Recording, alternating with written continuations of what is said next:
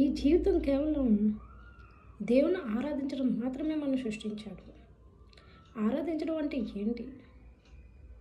5 పూట్ల నమాజు చేసి ఎల్లప్పుడూ జపంలో ఉండి ఆయన్ని స్తుతిస్తూ ఉండడం అంటే ఆరాధన కాదు. ఆయన చెప్పింది ప్రతీది చేయడం ఆరాధన. మనకి ఏదైతే గ్రంథంలో ఇచ్చాడో, ఎవరికైతే ఏ యొక్క గ్రంథం, ముస్లింకి అయితే ఖురాను, క్రిస్టియన్కి అయితే బైబిల్, అలాగే హిందువులకైతే గీత, భగవద్గీత ఇచ్చాడు. ఆ గీత ప్రకారం ఏదైతే ఉందో ఆ వాస్తవాన్ని తెలుసుకొని దేవుడు ఏదైతే చెప్పాడో ఆ జీవితం విధంగానే మనం బ్రతకాలి. దేవుడు ఏం చేయమన్నాడో ఆ విధంగానే మనం బ్రతకాలి. ఏంటి, దేవుడు మనల్ని ఈ భూమి మీద పంపించింది కూడా ఆయన ఆరాధన కొరకే.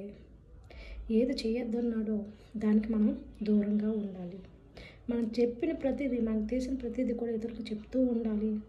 దాన్ని మనం ఆచరిస్తూ ఉండాలి.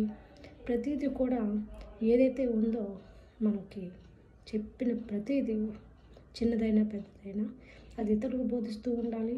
మనం పాటిస్తూ ఉండాలి.